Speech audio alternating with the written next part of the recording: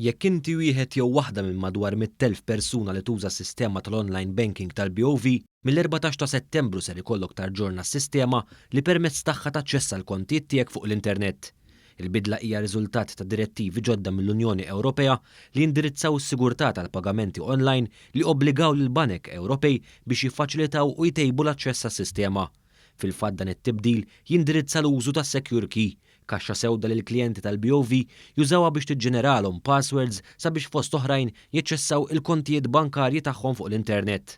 Mill-14 tax-xahar id-dieħel, il-bank se jwaqqaf l-użu tagħha u l-klijenti se jkunu jistgħu jiġġeneraw il-passwords minn fuq l-app tal-BOV mill-mobile tagħhom stess.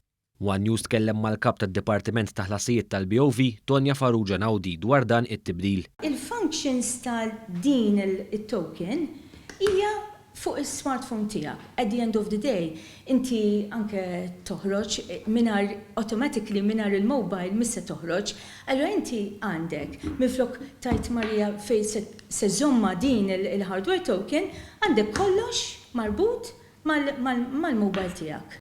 Kif issa s-sistema ser tinqaleb kollha fuq l-app tal-BOV, is-Sinjura Nawdi spjegat il-proċess ta' kif wieħed jista' jattiva l-BOV mobile app li taħdem permezz ta' numru ta' attivazzjoni li l-klijenti jirċievu wara li jkunu applikaw għaliha minn fuq l-internet banking stess. Activation code jirċivija by SMS, alright? Mbagħad once li tiddownloadja il-mobile application, inti li tagħmel tikkija l-activation code and you activate your mobile. U hemmhekk automatically għandek il-BOV signatures, ħansemmuha il-brand name hija BOV signatures. Minflok il-black token għandek il-BOV signatures. Is-Sinjura Nawdi spjegat kif hemm ukoll alternattiva għal dawk li ma jistgħux jużaw il-mobile app tal-BOV. Spjegat kif il-bank introduċa Secure Key ġdida din id-darba tal-lewn abjad li timxi mad-direttivi Ewropej. Bekk klijenti li jażlu din l-alternattiva huma mħeġġa li sa 13 ta' Settembru jżuru l-fera tagħhom tal-bank fejn hemmhekk jistgħu jibdlu s-Secure Key l-antika mal-ġdida.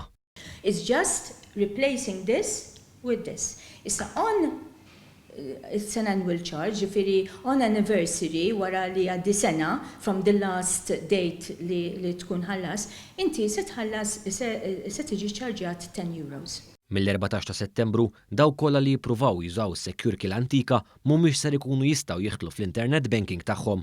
Għal iktar informazzjoni dwar din il-qalba, il-pubbliku huwa mħeġġeġ jikkonsulta wkoll mas-sit uffiċjali tal-BOV.